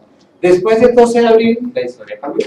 No voy a empezar, los perdí como clientes habituales, de tal suerte que normalmente tendrán que acudir cuando se trate de servicios financieros, o bueno, los que están previstos en la ley, a la Superintendencia Financiera. En cuanto al procedimiento, es importante aclarar que la ley sí prevé un requisito de procedibilidad. ¿Cuál es? La reclamación directa, que puede ser suplido con la conciliación. ¿De acuerdo? Que eso es otra cosa. Entonces debe quedar claro que el requisito de procedibilidad está dado por la formulación de una reclamación directa por parte del consumidor al productor o al proveedor. Y lo que ha interpretado la Superintendencia de Industria y Comercio es que puede formularse ante uno cualquiera de ellos y luego eso será requisito suficiente para que luego se formule la demanda correspondiente. ¿Ok? Que puede ir dirigida en contra de los dos. Ahora, ¿qué va a ocurrir? La reclamación directa siempre ha existido de alguna manera. Antes del 12 de abril, ¿cómo entendía uno que había una negativa del productor o proveedor hacia efectiva una garantía? Pues porque había dicho que no en algún momento. ¿Y cómo decía que no? Pues porque alguien fue y le dijo, oiga, hágame efectiva la garantía, y el señor le respondió que no se debe hacer efectiva. Sin formalidades, sin término para la respuesta, pero digamos que siempre existió esa reclamación. Hay un momento coyuntural en el tiempo, es ese paso del 12 de abril, en donde obviamente era muy difícil exigirle a alguien que formulaba una demanda el día 13 de abril que hubiera agotado un requisito de procedibilidad formal como el que estaba previsto en la ley 1480. ¿De acuerdo? ¿Qué entendemos por reclamación directa? Sin perjuicio que el gobierno trabaja en una reglamentación de la materia, que es importante, para establecer dónde se deben recibir, cómo se debe manejar el tema, qué debe tener cada comercializador, etc. No es la reacción fúrica del consumidor en la caja del supermercado lo que corresponde a la reclamación directa. Sí, uno se puede enojar mucho en la caja porque está cobrando un precio distinto y por bravo que se ponga y por mucho que proteste, ese no es el sentido de la reclamación directa. Lo que quiso el legislador claramente es que el productor o proveedor tuviera la oportunidad de analizar los argumentos expuestos por el consumidor, las pruebas que le presentara y tomar una decisión sólida frente a eso. Y aportar además todas las pruebas que quisiera y presentar los argumentos respectivos. ¿Por qué? Porque la intención del legislador, como decía la doctora Claudia, es que el procedimiento fuera muy rápido. En materia de consumidor la velocidad es súper importante, pues en todos los procedimientos en general, pero en consumidor lo es mucho más. ¿Por qué? Es que uno con una nevera descompuesta en el apartamento no puede simplemente decir, bueno, como esto se demora más o menos un año, pues voy a guardar esta mientras se tramita el proceso y voy a comprar otro. No, así no funciona la vida real. Al consumidor se le vuelve la vida a cuadros, entonces tiene que ir donde la mamá que guarda las verduras, queda con una nevera decorativa que no funciona y tiene que esperar a que eso se resuelva. Con un vehículo es otro tanto. Es que el problema de consumidor es un problema muy sensible al paso del tiempo. ¿Qué quiso el legislador? Muchas cosas se solucionan en la reclamación directa. Porque contrario a lo que mucha gente supone, los productores y proveedores son por regla general responsables, son serios. Entonces, ¿qué hacen? Analizan el tema y cuando son conscientes de que hay responsabilidad, resuelven el problema. Esa es la esencia de la reclamación directa. Por eso no es la reacción histérica en la caja del supermercado, porque es que la cajera no tiene la capacidad para entender el problema. La señorita que está ahí en servicio al cliente tal vez tampoco. Esto tiene que escalar a un nivel distinto, porque es en ese segundo nivel donde tu proveedor o productor realmente toma conciencia de si hubo una falla o no y puede tomar la decisión de solucionar el problema al consumidor. Cuando uno traba una pelea con la cajera o con la niña de atención al cliente, eso generalmente no lo escucha. Porque la niña tiene grabado el chip que debe decir que no, ¿cierto? Y haga lo que quiera, ¿cierto? Entonces eso no funciona. Y esa no era la intención del legislador, ¿de acuerdo? Entonces, formulada la reclamación directa, como ya viene muy nutrida con esa formalidad de argumentos, de pruebas, tanto del consumidor como del proveedor, la idea es que cuando le llegara al juez o a la superintendencia, fuera casi que solo cuestión de tomar la decisión de fondo. Que no hubiera que adelantar una actividad gruesa de carácter probatorio, que normalmente es lo que entraba a los procesos. Porque es que, por la experiencia que yo tengo en lo judicial, normalmente aquí es donde la cosa se enreda. Entonces, solo a título anecdótico les quiero contar que cuando llego a la delegatura hay despachos comisorios liberados hace 4 años o 5 para practicar un dictamen judicial, que de hecho no se puede practicar. Entonces, el tema probatorio puede ser perverso y por eso el legislador lo que quiso es, si hemos agotado la discusión probatoria antes de que eso llegue al estrado judicial, hemos ganado un terreno nuevo. Pero con una ventaja adicional, muchas de esas reclamaciones directas jamás se convierten en proceso. Como les digo, son solucionadas en sede de empresa. Requisito de procedibilidad que hoy en día da lugar, si no se cumple, al rechazo de la demanda. ¿Ok? Esa demanda se consideraría inepta porque no tiene requisito de procedibilidad y sería rechazada. El Código General del Proceso, de manera inteligente, y no lo digo porque mi jefe haya sido co-redactor del Código General, pero el Código General del Proceso, de manera inteligente, ya previó el incumplimiento del requisito de procedibilidad como una causal de inadmisión. ¿Ok? Que tiene muchísimo más sentido. Pero hoy por hoy da lugar al rechazo. ¿De acuerdo? ¿Qué hace la Superintendencia de Industria y Comercio? Rechaza. Y en el mismo auto ordena dar traslado de ese tema al productor o proveedor para que conozca de la inconformidad del consumidor. ¿De acuerdo? La demanda, por supuesto, se valora más a la luz del artículo 436 del Código de Procedimiento Civil, esa demanda que está inspirada en el proceso verbal sumario, que debe cumplir los requisitos mínimos. Pero si ustedes miran ese 436, pues obviamente, interpretado de acuerdo con la jurisprudencia, no quiere decir que los hechos tengan que venir absolutamente enumerados y discriminados, como dice el artículo 75. Si el consumidor dijera, el día X compré un televisor en el supermercado tal, el televisor no me salió bueno, fui a que me lo cambiaran, presenté esta solicitud, la orden de servicio se tramite y me dijeron que mala suerte, que había sido culpa mía. Y me lo bien. Entonces, si uno lo mira, ahí hay una narración de hechos que a pesar de que parezca prosa, parezca no, es prosa y está en un solo parrafito, pues incluye los elementos esenciales para que uno pueda desentrañar claramente qué fue lo que pasó y cuál es la pretensión del consumidor. Normalmente lo que dice es, yo lo que quiero es que me devuelvan la plata, o que me lo cambien, ¿ok?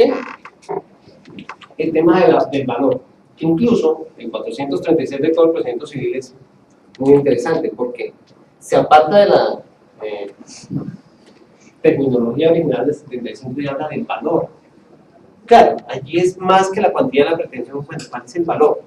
Si el consumidor dice, compré el televisor, el mismo sancochito del que les estaba hablando hace un rato, y aporta la factura, uno entendería que ahí está suplido ese requisito del valor. Claro, ¿ok? Entonces no quiere decir que nosotros admitamos cosas que no son demanda, que es un rumor, corre por ahí. No hay tal cosa. Hay que tener mucho cuidado con la lectura del artículo 436 y por supuesto la interpretación que ha hecho la Corte Suprema de Justicia sobre el particular y sobre cómo el poder del juez, ese poder que tiene, debe aplicarse en función de evitar al máximo decisiones inhibitorias. En eso la Corte Suprema de Justicia ha sido reiterativa, es decir, oiga, usted no se escude en cualquier cosa allí formal para evitar un pronunciamiento, al contrario, haga todo lo que esté a su alcance para que pueda administrar justicia. Y eso es todo lo que hacemos. Como decía la doctora Claudia también, hacerle caso al que es nuestro superior funcional. ¿De acuerdo? El procedimiento, como lo detalló la doctora Claudia, es absolutamente claro. Entonces, hay una partecita del verbal sumario que es un poco irónico, pero es verdad, hay una parte del verbal que es escrita, pero así es la ley. Entonces, esa partecita escrita, tal cual como lo señaló la doctora, se tramita. Aquí que es importante precisar el tema de las notificaciones. El Estatuto del Consumidor entendió que junto con el tema probatorio, el tema de las notificaciones suele ser de los más complejos y de los más neurálgicos para hacer que un proceso se vuelva eterno. Entonces, ¿qué hizo el legislador? Que habilitaba para que se pudiera notificar por el medio más eficaz. ¿De acuerdo? Habilitados por esa norma, notificamos algunas veces por Estado, que resulta ser el medio más eficaz. Es que el Código de Procedimiento Civil no es perverso, mucho menos. Tiene mecanismos que son eficaces. Pero la notificación personal al demandado, de la demanda, por supuesto, es un tema que se puede volver complicado. Y no queremos llegar a una notificación por aviso. Porque es que el día que a mí me toque decirle a la señora que va con su plancha descompuesta, que le costó, no sé, 40.000 pesos, que como no he podido notificar al demandado, pues ahí le entrego el paquete para que vaya y haga la vuelta, y además se encargue la publicación en un periódico, etcétera. Pues ese así yo se lo digo con toda honestidad, yo renunciaría, pues eso no tiene mucho sentido, ¿verdad? Entonces, tenemos esa ventaja enorme del artículo 58 que prevé que la notificación se pueda hacer de la manera más eficiente, siempre que quede constancia en la misma, de tal suerte que de señal de humo en adelante, si puedo dejar la constancia, es válido. ¿De acuerdo? La superintendencia no utiliza señales de humo, por supuesto, pero sí utilizamos correo electrónico certificado, que nos deja la evidencia que nos exige la ley, que da no solo la constancia de la recepción, sino de la edición, la de la lectura, y lo que hemos hecho es cumplir con el requisito del traslado, poniendo a disposición copia integral de la demanda en forma virtual. ¿De acuerdo? Esa es como condición un poco diferencial frente a lo que sucedería un poco en el juzgado. ¿De acuerdo? Por el resto, en materia de audiencia, que es la otra parte importante, la audiencia se cumple. Me contaban en estos días y hoy me lo ratificaban, que se han llevado la sorpresa de que las audiencias son un poco particulares en algunas ocasiones. La oralidad en la superintendencia se viene aplicando en materia jurisdiccional desde enero del 2011. Con la entrada en vigencia de la 1395, fuimos de los primeros senados, como no dependemos del Consejo Superior de la Judicatura, yo me he dicho, para bien o para mal, no requerimos de esa certificación y nosotros nos autocertificamos en la medida en que consideramos que teníamos los elementos necesarios para poder realizar las audiencias. La doctora Claudia muy gentilmente ha halagado nuestras salas de audiencias. Tenemos unas muy bonitas, unas menos lindas y unas que tal vez no son para nada bonitas, pero cumplen el propósito.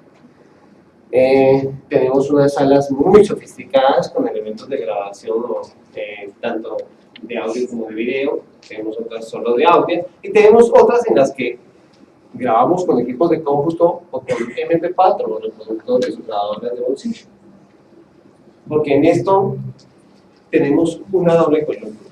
De aquí, por supuesto, el tema de las cifras, la doctora mencionaba las suyas y me miraba a mí, pero porque sabe que me genera un poco de envidia, porque yo tengo alrededor de 14.000 procesos a mi cargo.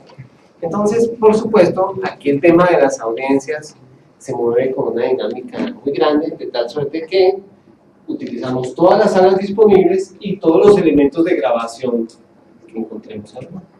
Garantizamos que se haga de manera oral como debe ser, cumplimos con los requisitos, pero a veces no tenemos los espacios más lindos, pero no podemos hacerlas de otro modo, ¿de acuerdo? Entonces, se cumple con la experiencia, el doctor les podrá contar cómo le fue en días pasados en una audiencia donde fue sorprendido por un pequeño reproductor de MP4 que sale al escritorio, pero se cumple con la finalidad. Sin embargo, hay otro ingrediente que es importante. Hemos trabajado intensamente y tenemos equipos ya dispuestos para audiencias virtuales. Y ya hemos hecho audiencias virtuales. El productor o proveedor en Medellín, el consumidor en Armenia y el funcionario de la superintendencia en Bogotá. Entonces tenemos una herramienta sencilla que además es móvil. La podemos llevar de una sala a otra dependiendo de las necesidades y nos permite, pues con estos dos equipos que tenemos, hacer audiencias virtuales. ¿Por qué?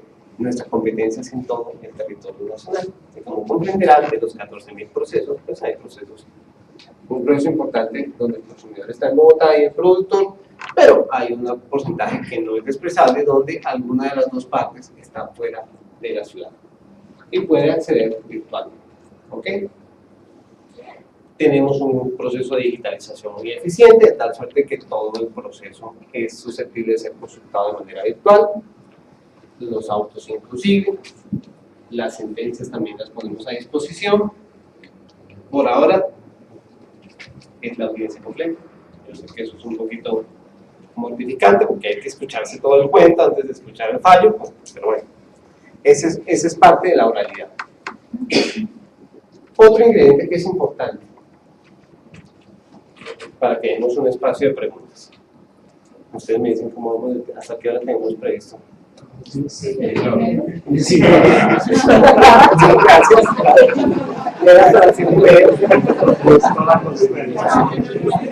eso fue cruel. Ok. Sí, me dieron 2 minutos más o menos. ¿Qué quiero señalar como tema importante?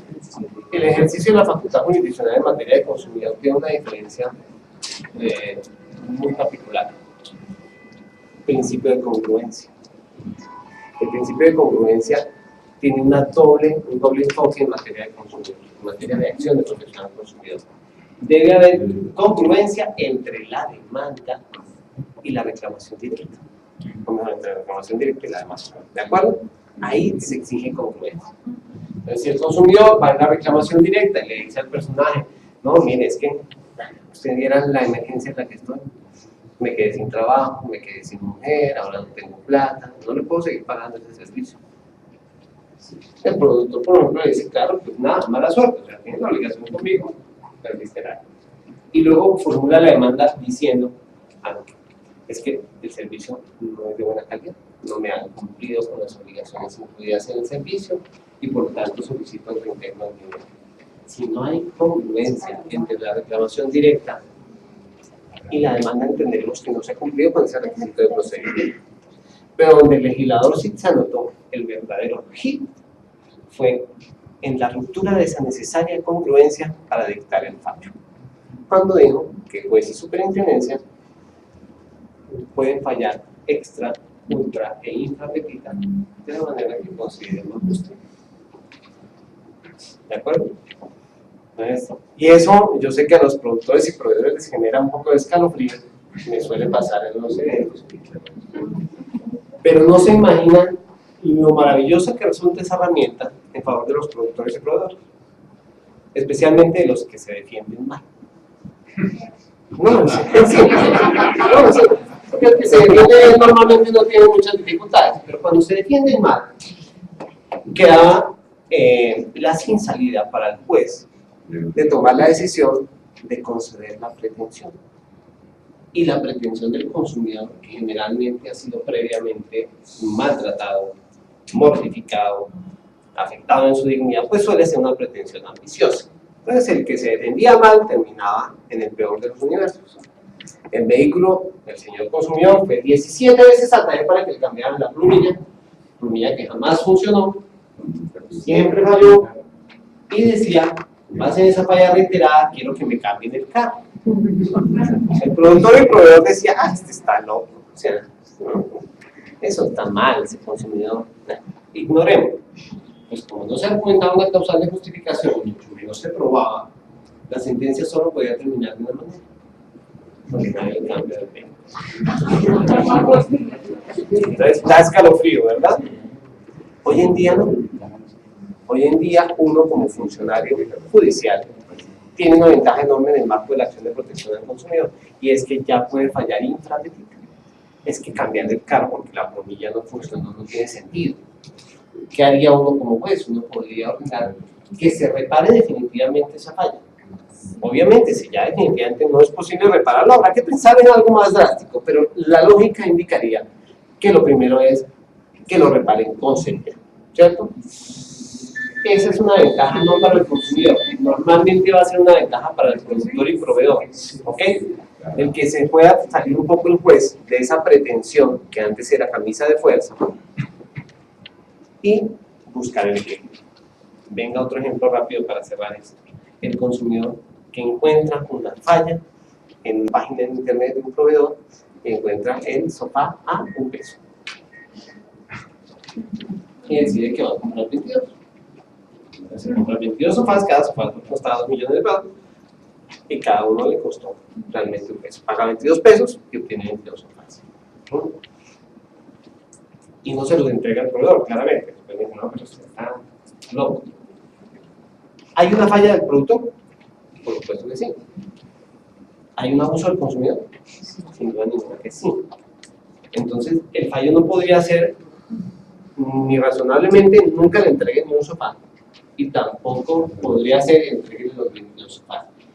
A eso es a lo que le apunta realmente la posibilidad de fallar extra, ultra, intrapetita y de la manera que se considere más justa. Es restablecer ese equilibrio para que no haya abusos. ¿Ok? Finalmente, el estatuto prevé un equilibrio importante, de tal suerte que se puede sancionar a los consumidores temerarios, pero también se puede sancionar a los productores y proveedores en facultad jurisdiccional. Así que la sentencia puede incluir la condena, la orden correspondiente y además una multa. Pero es una multa simbólica, no se preocupen, va hasta 150 salarios mínimos, 85 millones de pesos. Este es un tema simbólico, yo lo sé, pero la idea es que, como es por cada caso, pues envíe un mensaje para que los productores y proveedores recuerden que hay que respetar las normas de protección a los consumidores. Por último, el incumplimiento de las sentencias es algo que es importante tener presente. Da lugar a dos posibles sanciones. La primera, multas sucesivas a razón de una séptima parte del salario mínimo mensual legal vigente por cada día de retardo de incumplimiento. Eso sí es todavía más simbólico, son como 80 y tantos mil pesos por cada día de retardo, pero si el incumplimiento persiste después de la sanción, se puede proceder al cierre temporal del establecimiento de comercio hasta que se verifique el cumplimiento. Y para eso uno se puede apoyar en la fuerza pública. Esto es un policía a bordo, ir a cerrar hasta que se cumpla. Y algo más importante aún, se estimula a través del estatuto la conciliación y la transacción. De hecho, si hay conciliación o transacción, no es posible imponer esa multa de los 150 salarios mínimos. ¿Ok? Si el proceso termina por conciliación o transacción, por mucho que uno quisiera sancionar, no podría. ¿De acuerdo? Pero que hay como ventaja para el consumidor, porque antes, ¿qué sucedía? Al consumidor le decían, no, yo le arreglo, conciliemos, lleguemos a una transacción, y luego veía uno desfilar a los consumidores semanas después diciendo, ya no me cumplieron. Y la respuesta era muy triste. Si es una conciliación, eso es como un cheque. O sea, te vas y te inicias un proceso ejecutivo, ¿no? Pero si una transacción era un poco más oscuro el panorama, eso es un incumplimiento contractual, te toca conseguir, ojalá un abogado, e iniciar tu proceso de incumplimiento contractual.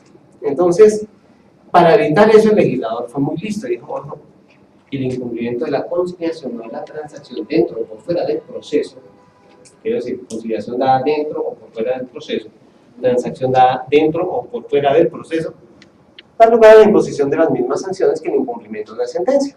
Entonces, si no cumple con una transacción o con una conciliación, multas sucesivas, una séptima parte del salario mínimo legal vigente, o cierre temporal del establecimiento de comercio hasta que se cumpla con la conciliación de la transacción, sin perjuicio, por supuesto, de que la vía ejecutiva o del incumplimiento contractual continúan abiertas para el consumidor.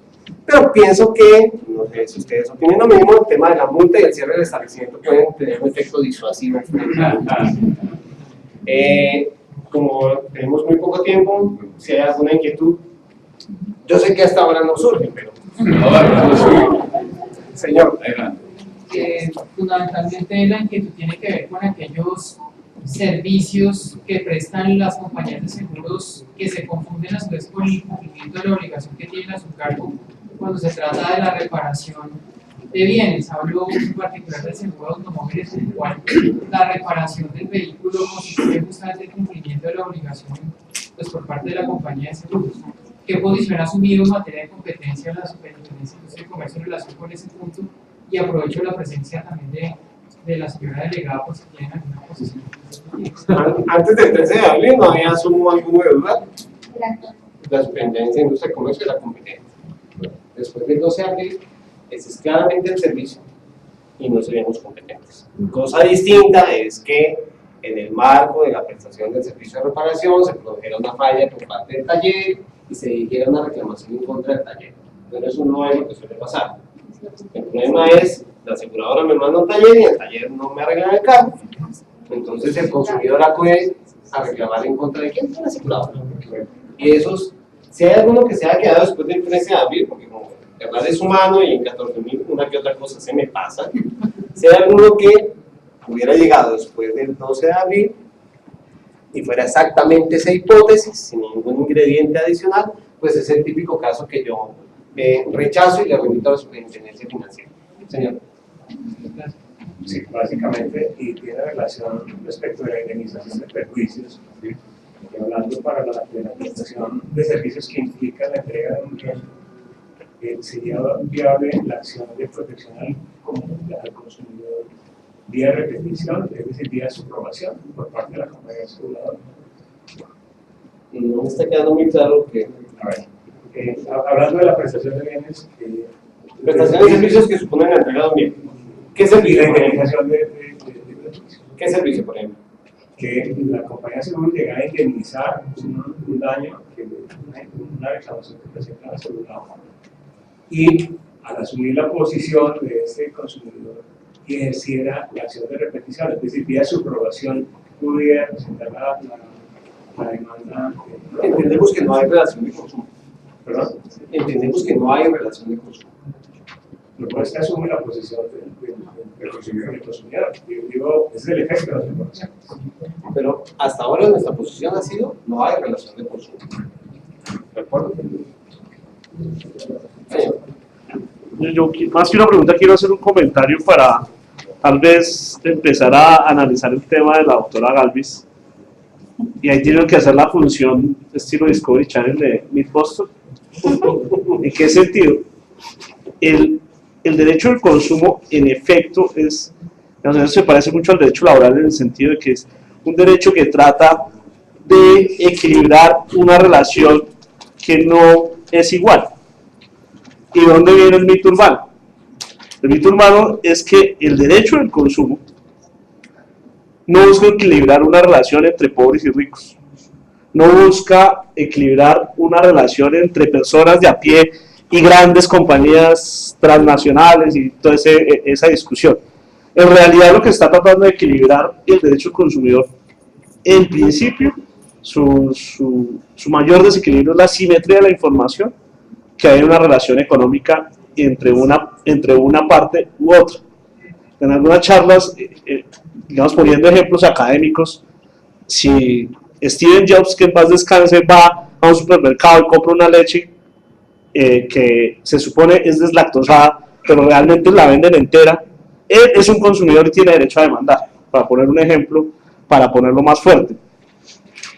Otro ejemplo, y ahí tiene uno que entrar a mirar el tema de si existe, porque termina siendo un requisito sustancial para saber si hay proceso o acción del consumidor, si hay una relación de consumo.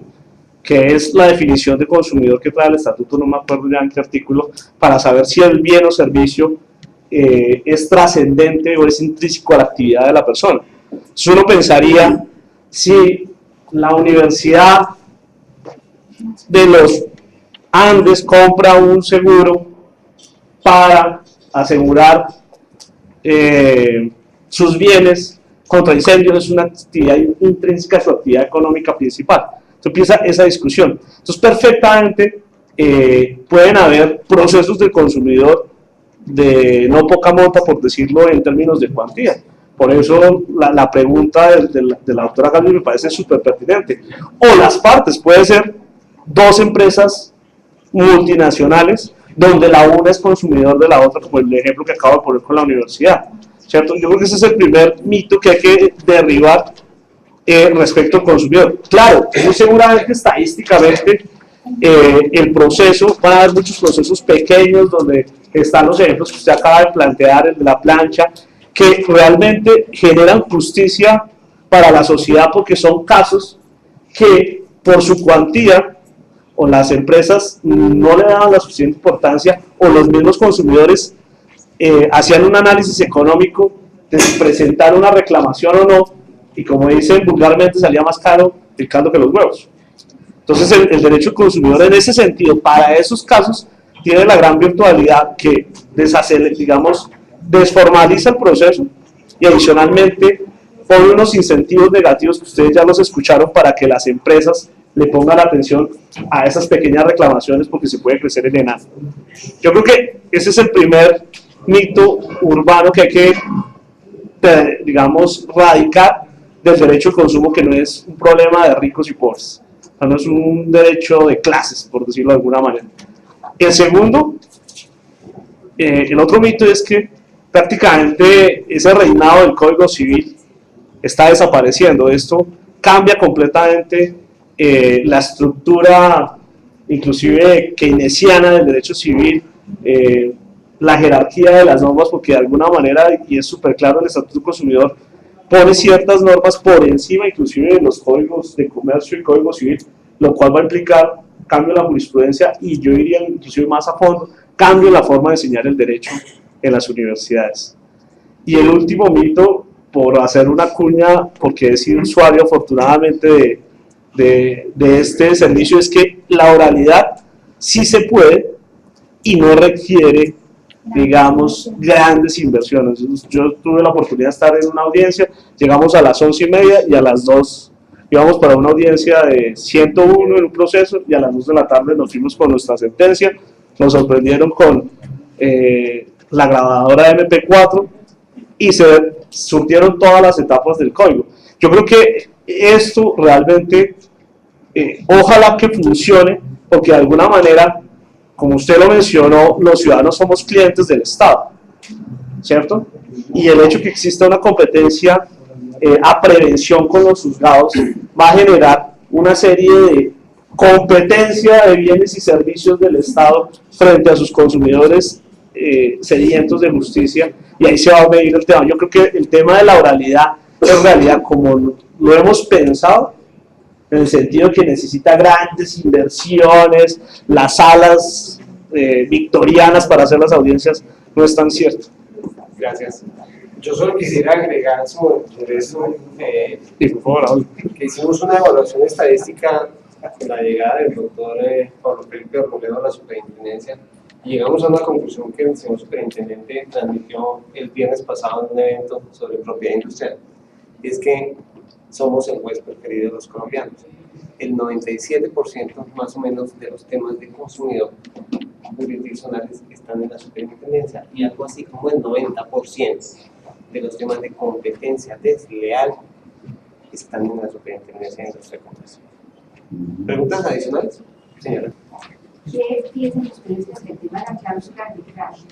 ¿Se entiende que la acción de los consumidores es una acción pública y yo por encima de ese pacto? ¿O se entiende que debe respetarse por tanto la superintendencia nacional?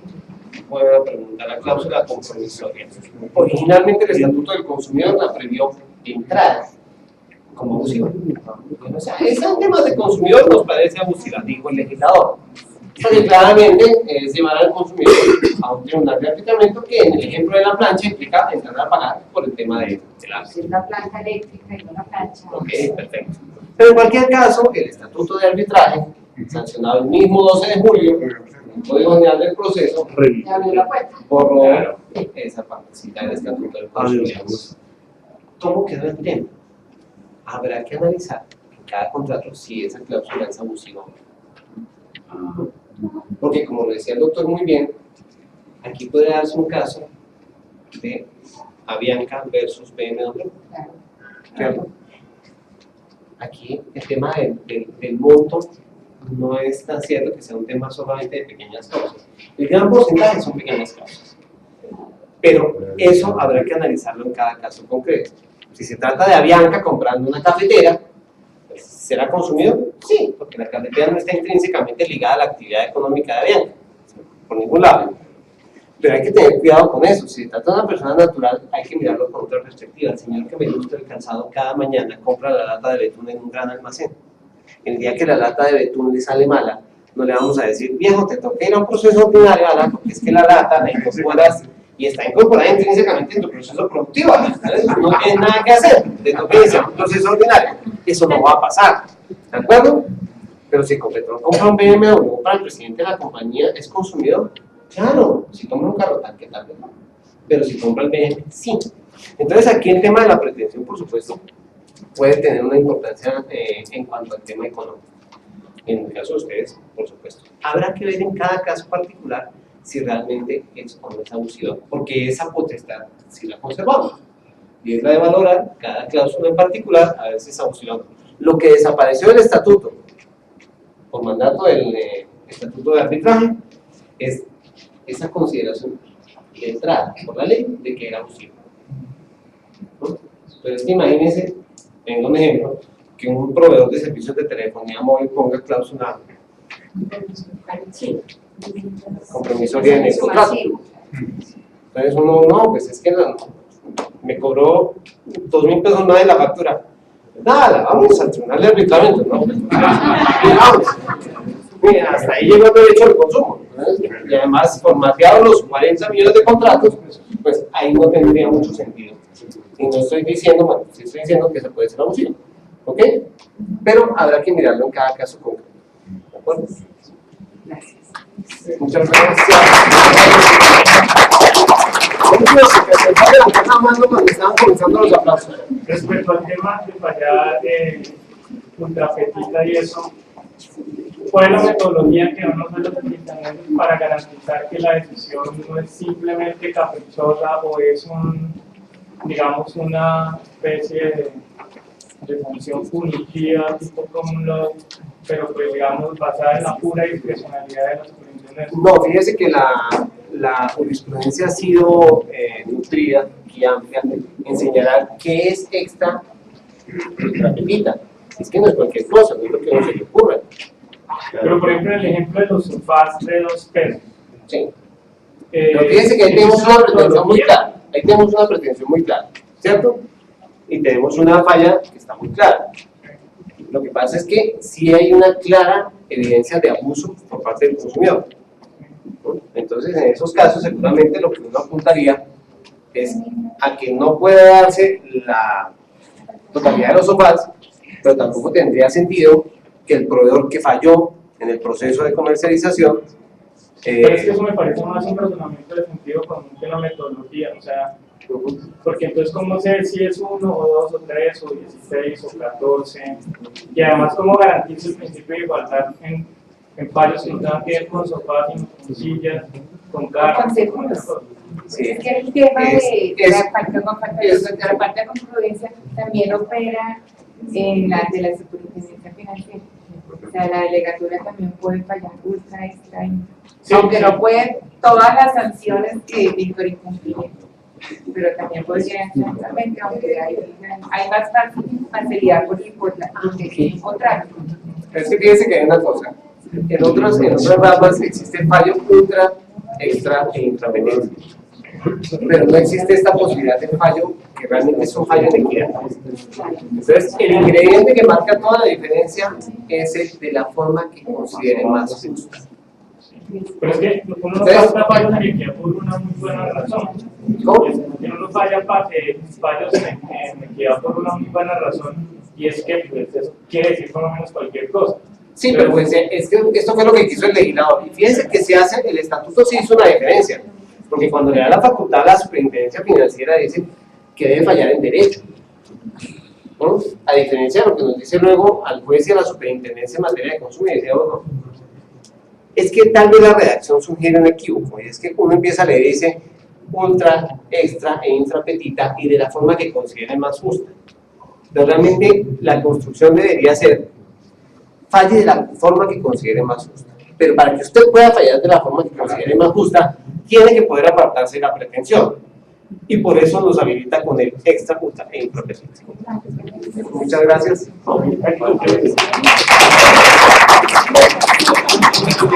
Para realmente a la flaca de Patricia Grillo, al doctor Napoleón Varela, pues muchísimas gracias. Creo que ha sido un par de conferencias muy ilustrativas, han sido muy claras, muy didácticas. Alguien decía que iba a ser una pelea de Grillo contra León, pero eso no tenía por qué ser así.